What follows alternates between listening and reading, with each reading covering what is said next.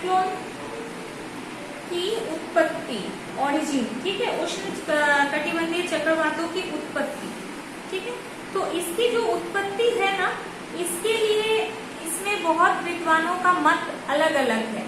कुछ लोग मानते हैं कि इसमें फ्रंटल थ्योरी काम करता है, कि फ्रंटल थ्योरी मतलब जो वाताग्र अलग अलग होते हैं, वार्म फ्रंट माने warm air mass, cold air mass, दो तरह का एयर मास होता है, फ्रंट बनता है, वाताग्र बनता है, ऐसा होता है, ठीक है। ऐसा कुछ लोगों का मानना है, लेकिन कुछ लोग इसको नहीं भी मानते हैं, ठीक है। जनरली क्या होती है कि भूमध्य रेखीय भागों में दो विपरीत नेचर वाली, दो विपरीत स्वभाव वाली वायु राशियां का अभाव होता है।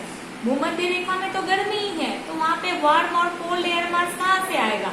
तो जनरली क्या होता है, ट्रॉपिकल साइक्लोन, जैसा मैं पहले बता रही थी, देखोगी ट्रॉपिक माने तटीय क्षेत्रों में ही मिलता है, जहाँ दो तरह की वायु राशियां होती हैं, लेकिन एक शुष्क होती है, एक नम होती है। तो जनरली समुद्र की ओर से नम हवाएं होती हैं और स्थल की शुष्क हवाएं होती हैं। ये दो मेन हवाएं होती हैं जो साइक्लोन के बनने में मदद करती हैं, ठीक है। तो ट्रॉपिकल साइक्लोन को समझने के लिए दो बातें ध्यान में रखना चाहिए कि ये ग्रीष्म काल में ही होते हैं, शीतकाल में इनकी उत्पत्ति नहीं होती है, जब तापमान 27 डिग्री से अधिक होती है, और इनका विकास केवल गर्म सागरों में ही होता है। अच्छा, और भूमध्य रेखा पर ये नहीं मिलते हैं। हम लोगों ने पढ़ा 5 से 15 डिग्री, 0 डिग्री पर ट्रॉपिकल साइक्लोन्स नहीं मिलते हैं, ठीक है। और गर्मियों में क्या होती है, ये उसको फॉलो करते हैं, आईटीसी को, इंटरट्रॉपिकल कन्वर्जेंस, जो हम लोग पढ़ रहे थे, ठीक है। तो गर्मियों में क्या होता है, ये खिसक कर 5 से 30 डिग्री उत्तर तक चले जाते हैं, ठीक है। भूमध्य रेखा पर कोरियोलिस बल की अनुपस्थिति होती है, और इस कारण यहाँ पर चक्रवात उत्पन्न नहीं हो पाता है, ठीक है। कोरियोलिस बल जो हम लोग जानते हैं, जिस बल के कारण हवा उत्तरी गोलार्ध में अपनी दाहिनी ओर और दक्षिणी गोलार्ध में अपनी बाईं ओर मुड़ जाती है, ठीक है। और इसी बल के कारण ही हवाएं क्या होती है, सीधी नहीं बहती है, तिरछी हो जाती है। हम लोगों ने पढ़ा कि जैसे यहाँ पर अगर लो प्रेशर है, तो बाहर की ओर से हवा कभी भी ऐसे सीधी नहीं आएगी, हमेशा हवा बल, कोरियोलिस बल के कारण ऐसे घूम जाएगी, और ये घूमने के कारण ही क्या होती है, चक्कर का एक चक्रवातीय पोजीशन तैयार होती है, बिकॉज ऑफ कोरियोलिस फोर्स, ठीक है। अच्छा, और मौसम की दशा कैसी होती है उष्ण कटिबंधीय चक्रवात में। अच्छा, उष्ण कटिबंधीय चक्रवात आने के पहले वायु मंद पड़ जाती है। हम लोगों ने अक्सर माने किताबों में, कहानियों में पढ़ा है, या अक्सर सुनते हैं कि तूफान के आने के पहले का सन्नाटा। अक्सर हम लोग ये पिक्चर में, कहानी में, किताब में पढ़ते हैं, तूफान के आने के पहले का सन्नाटा, मतलब तूफान आने के पहले सन्नाटा हो जाता है। सन्नाटा मतलब क्या, शोर शराबा नहीं, सन्नाटा मतलब वायु बहुत हल्का चलती है, या वायु बिल्कुल थम सी जाती है, हवा चलती ही नहीं है, ठीक है, बिल्कुल थम सी जाती है। वायु दाब घटने लगता है तथा वायु दाब घटने लगता है, और धीरे धीरे वायु वेग बढ़ने लगता है।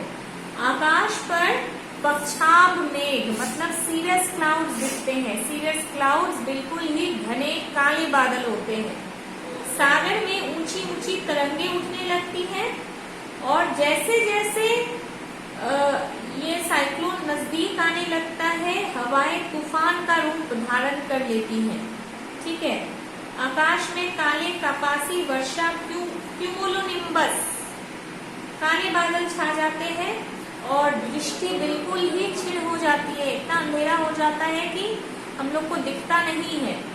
अभी 2 दिन पहले ही ऐसा हुआ था, बता रहा था टीवी में कि दशहरा के बाद 10वीं से क्या आएगा, साइक्लोन आएगा, डिप्रेशन तैयार हुआ है। साइक्लोन नहीं, डिप्रेशन तैयार हुआ है। तो हम लोग दशमी के बाद दूसरे दिन माने एकादशी के दिन ही हम लोग शाम को देखे कि पूरा ब्लैक एकदम अंधकार बाहर दिख रहा था। तो ये तो डिप्रेशन में ही दिख रहा था, साइक्लोन होता तो वो और काला हो जाता। ठीक है, और काले काले बादल छा जाते हैं, मूसलाधार वर्षा शुरू हो जाती है। ठीक है, और जनरली 10 से 25 सेंटीमीटर की बारिश होती है, लेकिन अगर उसमें अवरोध आ जाए तो 75 से 100 सेंटीमीटर की बारिश भी हो सकती है। आकाश पूरी तरह बादल से ढक जाता है और इसलिए हम लोग को दृश्यता कभी कभी एकदम समाप्त हो जाती है, कुछ दिखाई नहीं देता है।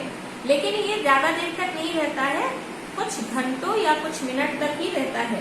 इसके बाद फिर क्या होता है, अचानक धीरे धीरे वायु शांत हो जाती है, फिर धीरे धीरे आकाश मेघ रहित हो जाता है, धीरे धीरे साफ हो जाता है आकाश, वर्षा रुक जाती है। इसका मतलब ये लक्षण चक्रवात के चक्षु का है, मतलब इसका मतलब चक्रवात जो है आगे बढ़ चुकी है और आई उसका जो केंद्र है वो अब प्रवेश कर चुका है। हम लोग पहले ही पढ़ चुके हैं कि चक्रवात के केंद्र में हवा नहीं चलती है, बिल्कुल ही शांत होता है केंद्र। ठीक है, तो केंद्र पहुंच चुका है। हाँ, वहाँ पर वायुदाब न्यून होता है। यह अवस्था लगभग आधे घंटे रहता है। इसके बाद फिर चक्रवात का पीठ माने पृष्ठ, पीछे का पोर्शन आगे आ जाता है, फिर घनघोर वर्षा शुरू हो जाती है और यह घनघोर वर्षा लंबे समय तक बनी रहती है। ठीक है, जैसे जैसे चक्रवात बढ़ता जाता है, वायुदाब बढ़ता जाता है, फिर धीरे धीरे वायु वेग मंद पड़ने लगती है।